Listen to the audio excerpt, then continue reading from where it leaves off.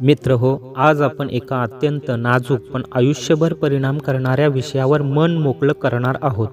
कल्पना करा, आपल्या लाडक्या लेकीचं लग्न होतं, हसत खेळत ती सासरी जाते आणि अचानक एक दिवस फोन येतो किंवा ती थेट घरी उभी राहते.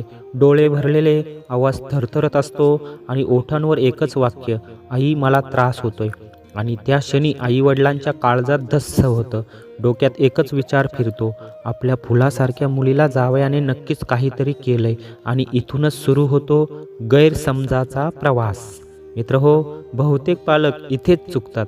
मुलीचं दुःख पाहिलं, डोळ्यातलं पाणी पाहिलं आणि लगेच निर्णय जावईच चुकीचा आहे. पण मंडळी, लक्षात ठेवा, चित्रपट असो किंवा आयुष्य, एका बाजूने पाहिलेली गोष्ट नेहमीच अर्धवट असते. मुलीचं म्हणणं ऐकणं हे तुमचं कर्तव्य आहे, पण तिच्या शब्दावरून जावयाला लगेच विलन ठरवणं ही नात्याला पोखरणारी चूक आहे.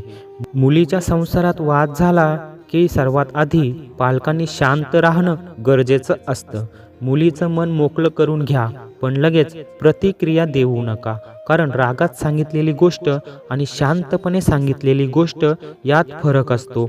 योग्य वेळ पाहून जावयाशी संवाद साधा. हा संवाद जाब विचारण्यासाठी नसावा, तर परिस्थिती समजून घेण्यासाठी असावा. खूप वेळा असं होतं की मुलीने रागात स्वतःच्या चुकीच्या काही गोष्टी सांगितलेल्या नसतात आणि जावयाच्या मनातलं दुःख कोणी विचारलेलंच नसतं. कोणत्याही अंतिम निर्णय घेण्याआधी दोघांची बाजू ऐकणं अत्यावश्यक आहे.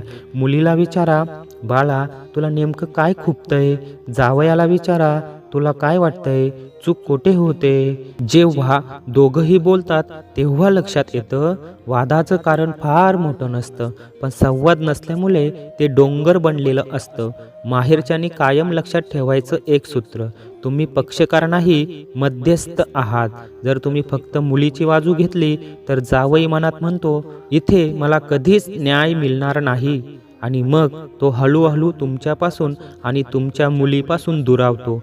पण जेव्हा जावयाला कळतं की सासू सासरे तटस्थ आहेत, माझंही म्हणणं ऐकतात, तेव्हा त्याच्या मनात तुमच्याबद्दल आदर दुप्पट तिप्पट वाढतो.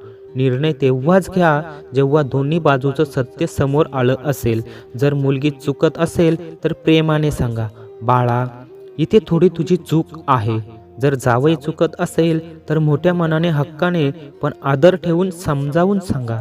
खरा समजदार पालक तोच जो दोघांचे हात एकमेकांच्या हातात देतो आणि त्यांना पुन्हा सुखी संसाराच्या वाटेवर उभं करतो. शेवटी एकच सुविचार लक्षात ठेवा, तटस्थपणे पाहिलं तरच सत्य दिसतं आणि दोघांचं ऐकलं तरच नातं टिकतं. मुलीच्या संसारात आग लावणारे लोक खूप मिळतील, पण ती आग विझवणारे आणि नातं जपणारे फक्त आई वडीलच असू शकतात. म्हणूनच एका बाजूचं ऐकून निर्णय घेऊ नका. दोघांना समजावून घ्या आणि मगच निष्कर्षापर्यंत पोहोचा. धन्यवाद.